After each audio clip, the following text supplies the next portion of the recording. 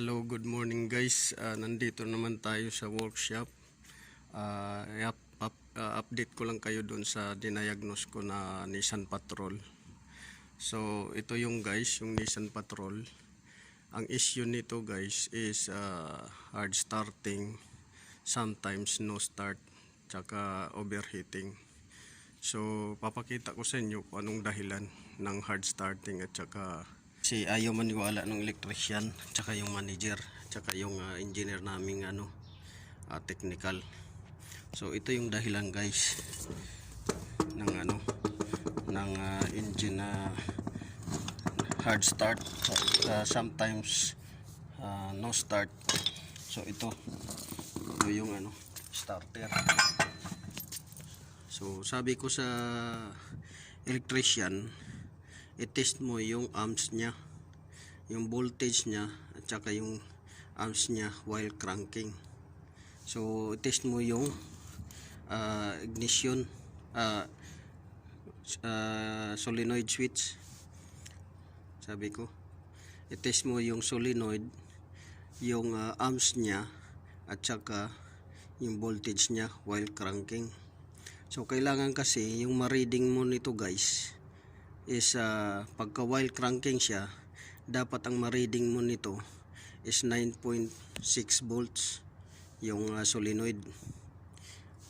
Tsaka sa amps niya dapat 10 amps. Depende sa laki ng makina o na kinakrank niya, or depende sa starter kung gaano kalaki at saka solenoid. So ito sabi ko yung common usually is 9.6 volts or 10 volts dapat ang pumapasok.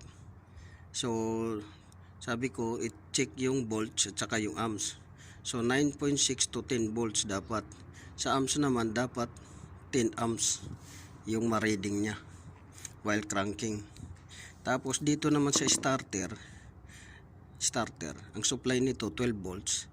Dapat pagka while cranking siya, dapat ang ma-reading mo dito na voltahe is 11 volts to 11.5, kasi may voltage drop pa yan na konti yung while cranking niya. So yung amps nito, kung ito ang amps niya 10 amps, tapos yung voltage na dapat ma-reading is 9.6 to 10 volts. So ito yung volts niya 11.5 to 12 volts hanggang pataas. Depende rin yun sa laki ng starter na klase. So dapat ang ma-reading mo nito guys na amps is 60 to 150 kung maliliit na starter. Pero kung malalaki na makina ang pinapa-start, dapat ang marireading mo nito na reading 125 to 150 or 250 amps yung ma-reading mo. Hindi bababa doon sa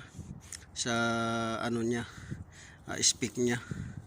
So mayroon naman tong speak kung ilang amps yung nito. So be it yung pinapa-under nito, be it Nissan Patrol na Y62, be it. So dapat ang niya nito amps is around 150 to 250 amps kasi malaking makina eh. So malaking starter to, yung winding niya. So yun yung reading niya. Sa mga 4 cylinder na makina, ang ma-reading mo lang doon na amps is 60 to 125 or 150. Yun yung ma-reading mo. So ito yung dahilan guys ng hard starting at saka sometimes no start. So nung una ayaw nila maniwala. Sinabi ko sa manager, sinabi ko sa electrician, ayaw nila maniwala.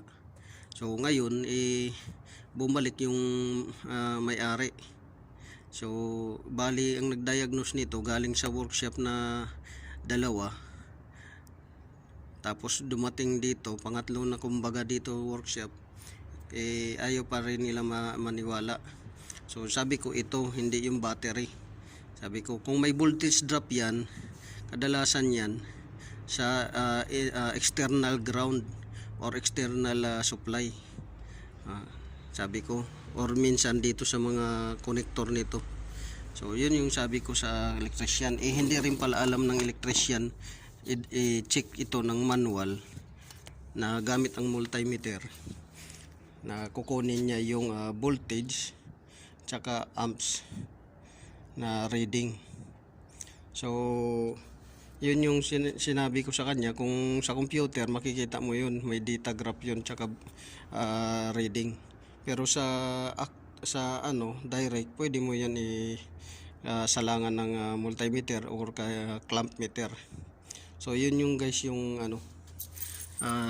problema sa hindi naman sa lahat. Sa electrician na minsan ituturo mo, ikaw pa ang mautusan. Ako na nagbaklas nito, ako pa nagturo kung paano i-check yung voltage, current, at saka yung resistant. So yung voltage, current, or yung amps, yung resistance or your ohms, yun yung check, dapat alam ng electrician yun.